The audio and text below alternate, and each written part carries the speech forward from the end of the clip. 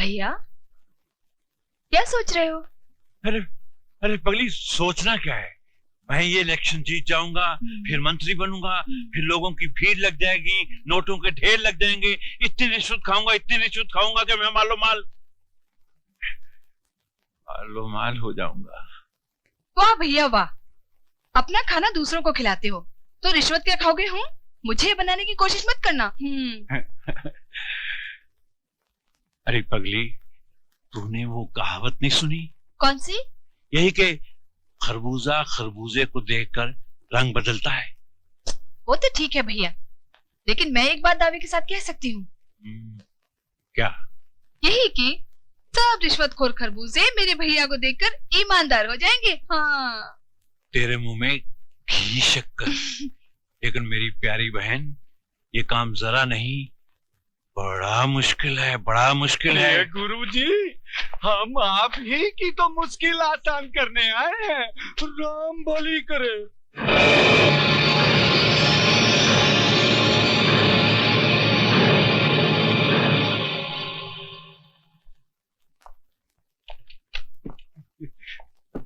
क्यों गुरुजी,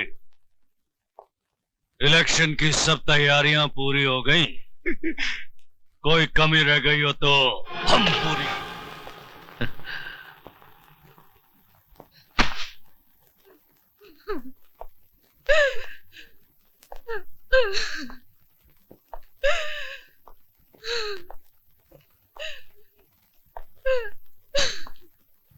मास्टर, मैंने सारे गांव के बैलेट पेपर पर तुम्हारे नाम का ठप्पा लगा दिया है। बस अब तो जीत तुम्हारी होगी। इतना बड़ा अनर्थ, इतना बड़ा अनर्थ हो गया। तू फिक्र मत कर राधा, उन दरिंदों को उनके किए हुए गुनाहों की सजा मिलेगी, जरूर मिलेगी।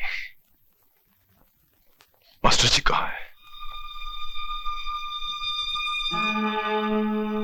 जिंदगी एक पहेली है, कभी दुश्मन कभी सहेली है, सहेली है। हाँ? मास्टर जी।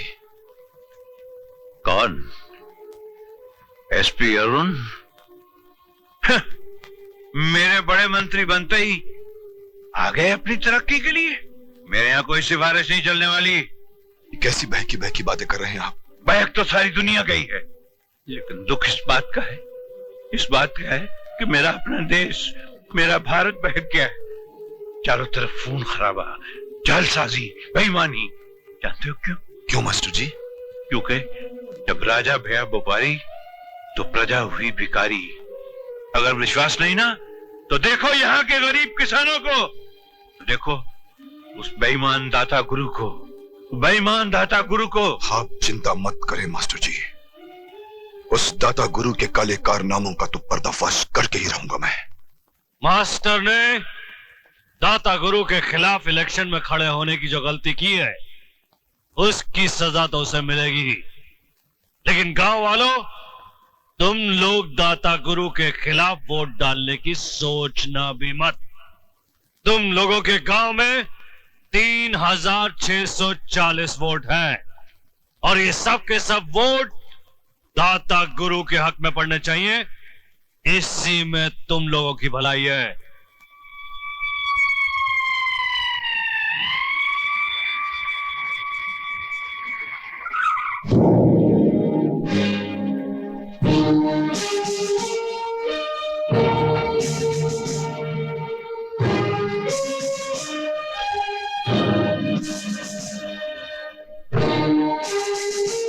ये जिसे तुम अपना भगवान समझते हो, ये भगवान नहीं, श्राप है तुम लोगों पर।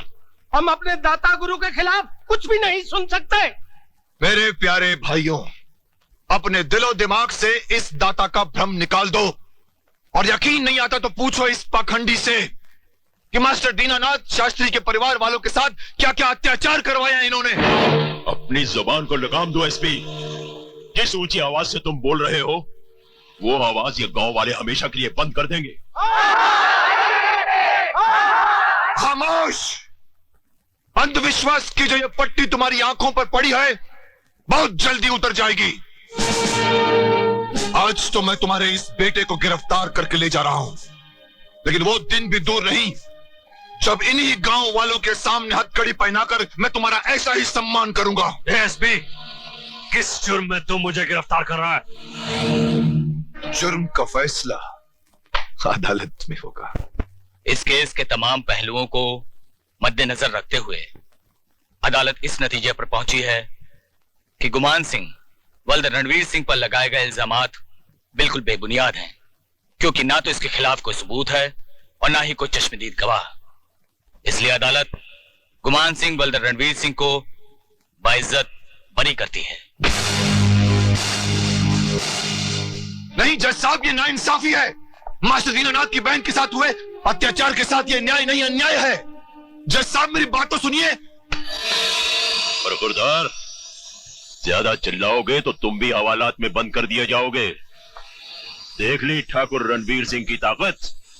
कानून भी हमारा और फैसला भी हमारा।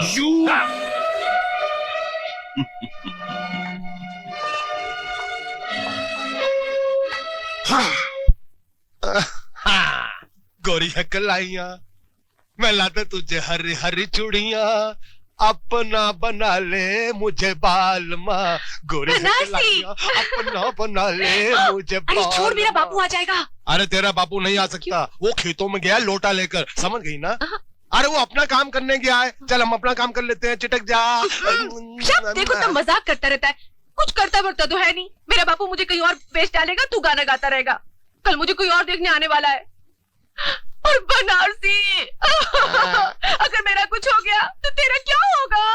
ना जलेबी, ना मत रो। ना तेरा कुछ होगा ना मेरा कुछ होगा, जो कुछ होगा तेरे बापू का होगा।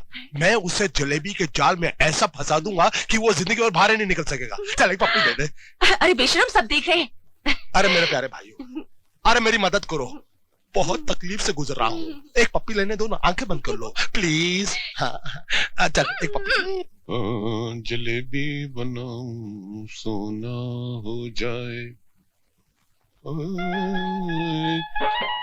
चांद का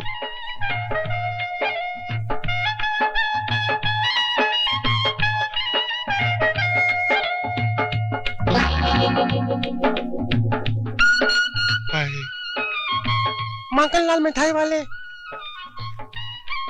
तुम ही हो? हाँ, मगनलाल लुगाई वाला नहीं, मगनलाल मिठाई वाला मैं ही हूँ। मैं पड़ोस के गांव की नथुलाल जी की बेटी हूँ। बापू ने गरम गरम जलेबी लाने के लिए कहा है। वो क्या है कि लोग मुझे शादी के लिए देखने आ रहे हैं ना। तुम कुंवारी हो? तुमको क्या लगता है? मुझे तो तुम बर्फी का टुकड़ा लगती हो। अगर मैं बर्फी हूँ तो तुम जलेबी हो, और जलेबी और बर्फी खूब बनेगी। कोई मैं क्या कह गई? बिल्कुल ठीक कहा तुमने। आओ मैं तुम्हें गरम गरम जलेबियाँ खिलाऊं। कहीं जलेबी के चक्कर में मुझे फंसा तो नहीं लोगे? ये क्या कर रहे हो? कोई देखेगा ना। तो तुम्हें ऐसी जगह ले चलता हूँ जहाँ किसी आंख वाले को भी नजर नहीं आएगा। चले? कहाँ? अंदर। अंदर क्या है? ये सब क्या? 5 मिनट। देखो ऐसी बात नहीं। देखो मैं एक खानदानी कवारी लड़की हूँ। You behave with me. ये तो दार बंद कर दो। माँ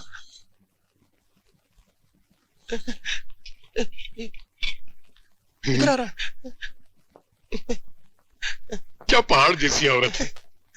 तुम्हारा नाम क्या है? चंद्रमुखी, लेकिन तुम प्यार से मुझे चंदा कह सकते हो। तुम रहती कहाँ हो? तुम्हारे दिल में।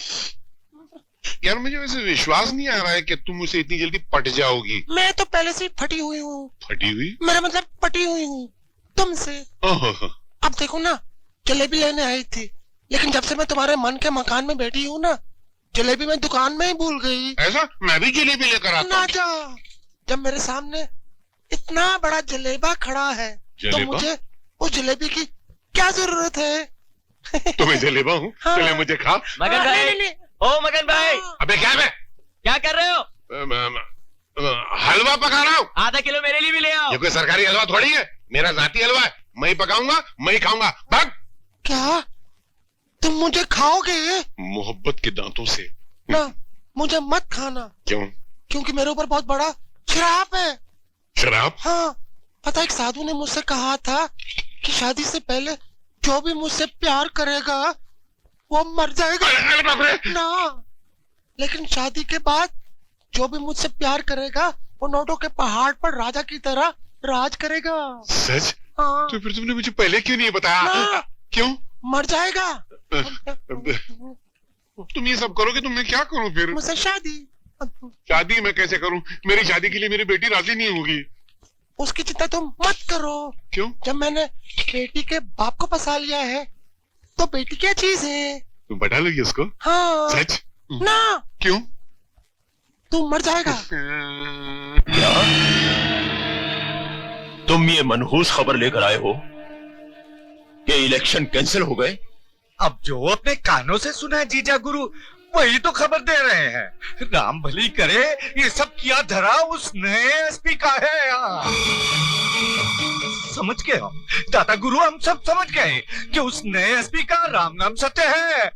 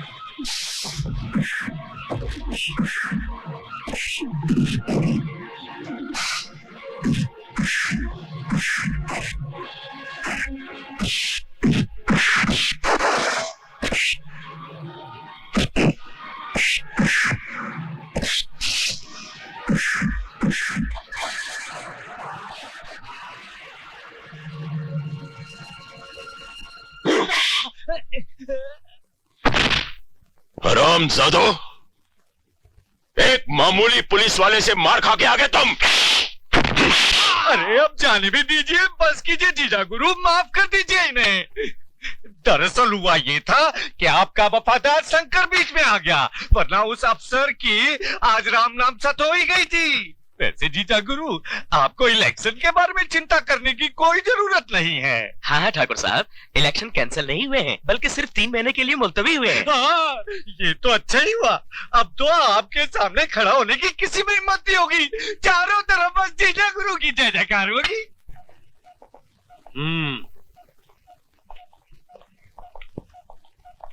पाँव लागू छोड़े ठाकुर साहब। ये छोरी कौन है रे? हमारी लुगाई है छोटे ठाकुर साहब। गेहूं के खेत में भी गुलाब लगने लग गए। संभाल के रखियो। चलो रे। जय माता जी की ठाकुर साहब। क्यों रे, झुक के नहीं कर सकता? बड़ी चर्बी आ गई साले तेरे को।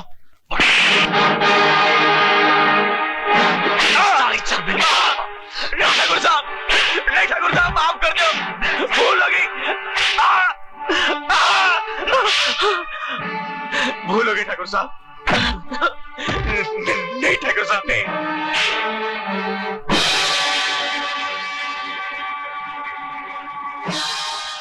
ठाकुर, क्यों गरीब पर जुल्म ढा रहे हो? एक तो ये साला काम नहीं करता, दूसरा इसने हमारे साथ बदतमीजी की है। क्या बात करते हो ठाकुर? इस गांव में आपके खिलाफ कोई कुछ कहने की हिम्मत रखता है? लगता है आपको गरीबों पर जुल्म ढाने में मजा आता है। शंकर, जबान को लगाम दो। दादा, शंकर ने सैकड़ों मजदूरों के सामने मेरे हाथ का कोड़ा पकड़ लिया। मालिक के हाथ का कोड़ा पकड़ लेने का आप मतलब जानते हैं? मालिक का अधिकार छीन लेना। इसने मेरी बेइज्जती की है दादा। ये क्या सुन रहा हूं शंकर? क्या बात है? दाता गुरु, ठाकुर के कोड़े पर लगा हुआ मजदूर का खून देखिए, आपको आपके सवाल का जवाब मिल जाएगा।